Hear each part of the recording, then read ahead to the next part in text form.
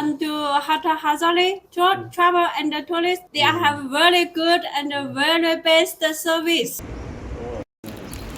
উন্নত মানের ট্রাভেল সেবা দিবের লক্ষ্য লয়ে সংযুক্ত আরব আমিরাত দুবাই ইন্টারন্যাশনাল সিটির ইংল্যান্ড ক্লাস্টার X16 যাত্রা শুরু করছে বাংলাদেশের মালিকানাধীন প্রতিষ্ঠান হাটহাজারী ট্রাভেল অ্যান্ড ট্যুরিজম।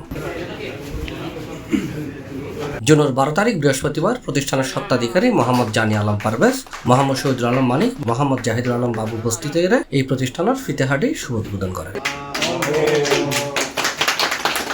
প্রতিষ্ঠানের ব্যবস্থাপনা পরিচালক তরুণ উদ্যোক্তা জানি আলম পারভেজে হই আর প্রবাসী ভাই কলরা হাসা অনুরোধ তাই বোঝা ওনারা আর ট্রাভেল এজেন্সি ভিজিট করিবেন আর ইনশাআল্লাহ আশা করি ওনারা আর কি ভালো সেবা দিবেন চেষ্টা করছুম ইনশাআল্লাহ বিশ্বাসতার সাথে আর হাত করিবেন আর চিন্তা ভাবনা আছে। তো এই বিশেষ করে আর ট্রাভেল ট্যুরিজম আর ওনার প্যাকেজ চালু করছে আর ওনার প্যাকেজ যাইকে আর বিশ্বাসের সাথে আর সেবা দিবেন আর চেষ্টা করছুম ওনারা বেকুন আইবেন ভিজিট করিবেন আর সর্বোচ্চ চেষ্টা করছুম আর ভালো সেবা দিবার লাগে। উদ্বোধনত উপস্থিত আছেন নাজমুল আবেদিন নাইম, মুর্শেদুল আলম, জয়নাল আবেদিন, নাজিমউদ্দিন, মোহাম্মদ বখতিয়ার, মোহাম্মদ ইমরান হোসেন, সাকিব, ফুরকান হান্নান সহ আরো অনেকেই। বাংলাদেশি প্রবাসী হলরে অগ্রাধিকারের ভিত্তিতে সহজ এবং সঠিক সেবা দিব ইয়ানি প্রত্যাশা তারার। আমরা এখন প্রত্যাশা করি ফারুজ ভাইয়ের এই সাবলের মাধ্যমে আর যেন যাতায়াত আর সুন্দর করতে পারিবেন, টিকিট আর যেন সুলভ মূল্য পাইবেন। জি ফারুজ ভাইয়ের মাধ্যমে আর একটা নতুন ট্রাভেল এজেন্সি পাইলাম। তো আর ফারুজ ভাইয়ের কাছে হাটহাজারী ট্রাভেল এন্ড ট্যুরিজমের আছে